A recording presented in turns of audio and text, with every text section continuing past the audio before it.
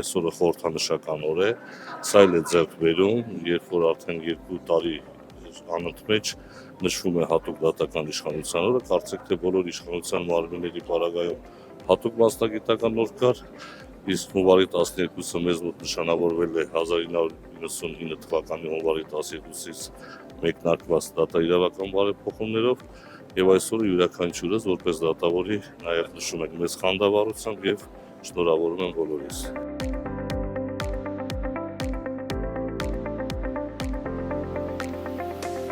Դատական իշխանության օր ունենալը անհրաժեշտ է, որպեսզի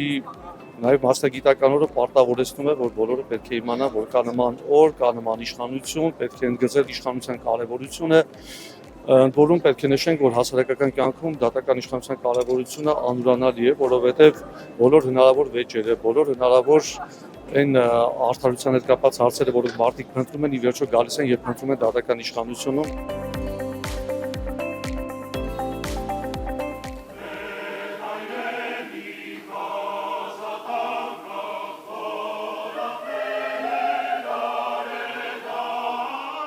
Մեծարգո պարոն նախագահ, մեծարգո պարոն վարչապետ, գործադիր եւ օրենսդիր իշխանության հարգելի ներկայացուցիչներ, հարգելի դատավորներ եւ դատական իշխանության հարգելի ներկայացուցիչներ, ձեր հետ գերազանցություն տեսպաններ, միջազգային հարգարժան գործընկերներ։ Ողջունելով բոլորին, շնորհակալություն եմ հայտնում խորհրդանշական այս օրը մեզ պատվելու եւ մեզ հետ անցկացնելու համար, ինչպես նաեւ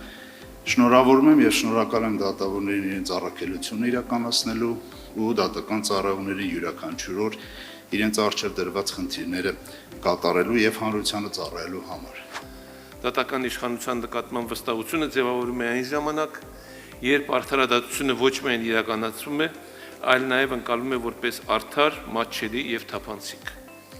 Այդ վստահությունն է, որ կապում է քաղաքացուն պետության հետ եւ ամրապնդում իրավական պետության հիմքերը։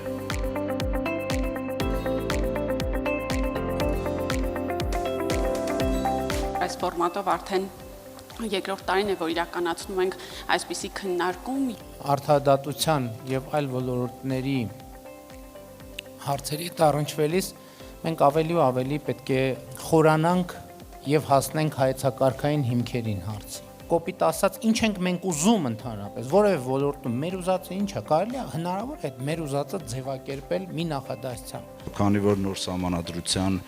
մշակման հետ ակտիվ գործընթացի փուլում ենք, միգուցե նոր սահմանադրությամբ ընդհանրապես հռչակվի սահմանադրորեն յուրաքանչյուր անձի, յուրաքանչյուրի արդարադատությանը աջակցելու պարտականության մասին, որովհետև այդ արդարադատությունը, ինչպես դուք եք ասում, դա միայն դատավորին է, չի, միայն դատավորներին է, չի, դատական ծառայողներին է, չի, այդ արդարադատությունը բոլորինս է։ Անվիճելի է, որ ուշացած արդարադատությունը ունակ է վերածվելու իրավաբանական դեկորացիայի, իրավաբանական հուշարձանի։ Այսինքն այն անցյալի փաստերը արձանագրելուց բացի պիտի դիտված լինի նաև ապագային արդարադատության իմաստը դա է։ Ամեն անգամ, երբ մենք խոսում ենք իրավապահ եւ դատական համակարգի մասին, ծանրաբեռնվածություն բառը առաջինն է եւ ամենահաճախն է, որ հնչում է։ Մենք ծանրաբեռնված ենք, կրկնում եմ, այսքան հատ գործով։ Կրկին խոսում ենք բացարձակ թվերով։ 7 տարի է մոտավորապես ես պետաիրավական հարցերի հանձնաժողովի նախագահն եմ եւ մենք ամեն ինչ արել ենք, որպեսզի դատարանները բեռնաթափվեն։ Բայց կա մի կարևոր լուծում եւ բաց տեքստով պետք է ասեմ,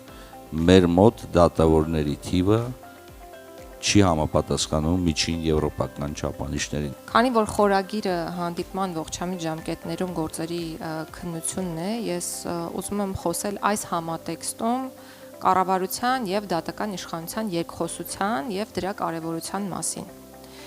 Երբ խոսում ենք ժամկետների խնդրի մասին, միշտ բարձրաձայնում ենք օբյեկտիվ խնդիրներ, որոնք այո իրապես առկա են, բայց այդ երկխոսությունն է, որ մեզ բերում է այն ցանկալի արդյունքին, որը որոշ դեպքերում կա նաև հիմա։ Տիկին գլխավոր դատախազը ներկայացրեց մի դատարանում, Գեղարքունիքի մարզի դատարանում վիճակագրական տվյալներ, դատավորի դատարանի կարելի ասել ջանասիրության որոշակի վերլուծություններ էր արվել, որ անկեղծ ասեմ մենք դատախազների գործունեության ջանասիրության հետ կապված որևէ վերլուծություններ չեմ կարող հստակ ներկայացնել, բայց Գեղարքունիքի մարզի դատարանը այն փոքր թվականակով, հա, այն դատարանն է, որտեղ որ հնարավոր է իրականում այդ գործի քննության ողջամիտ ժամկետները պահպանել 50-60 գործ դատավորի վարույթում, բայց եթե մենք դրա հետ միանգամից համեմատենք այն դատարանը, որը որ էլի համալրված դատարան, օրինակ Արարատի, Արմավիրի դատարանները, որտեղ յուրաքանչյուր դատավորի վարույթում 250-ը գերազանցում է քրեական գործերը,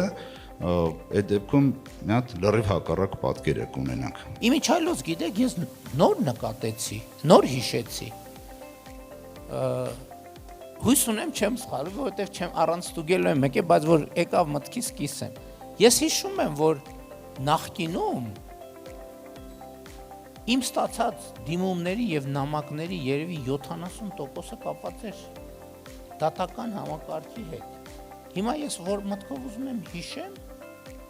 ոնց որ թե հիմա ես շատ քիչ նամակ եմ ստանում դատական համակարգի։ Բայց իսկականից անկեղծորեն նոր մտքովս անցավ, որովհետև ես նաև հիմա ամեն օր ես դրանով զբաղվում եմ, քաղաքացին սա հետաքրքիր բան է իսկ իմիջայլոց, չէի մտածել, նոր գլխի ինգա։ Դատական իշխանությունը օրեցօր ամրապնդվում է, օրեցօր զգում է իր դերը պետության կայացման եւ զարգացման հարցում եւ ամեն դատավոր կարծում եմ իր պատասխանատվության բեռի ավելացում է զգում։ Սա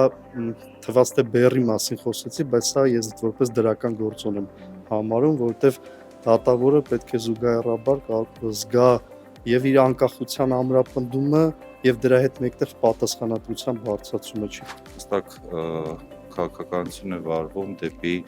թվայնացում դատավարությունների է, ողջամիտ ժամկետների պահպանման տեսանկյունից անհրաժեշտ գործիքակազմեր են ներդրվում արտադատարանական գործիքներն, կարծում եմ թվային զարգացումները պետք է շարունակական լինեն, դրանք զարգանան այնպես, որպեսզի դատավորների կողմից իրականացվող գործառույթները նաև կրճատվի, ոչ միայն դատարան դիմող անձանց, այլ նաև դատավորների եւ դատարանի աշխատակազմի կողմից։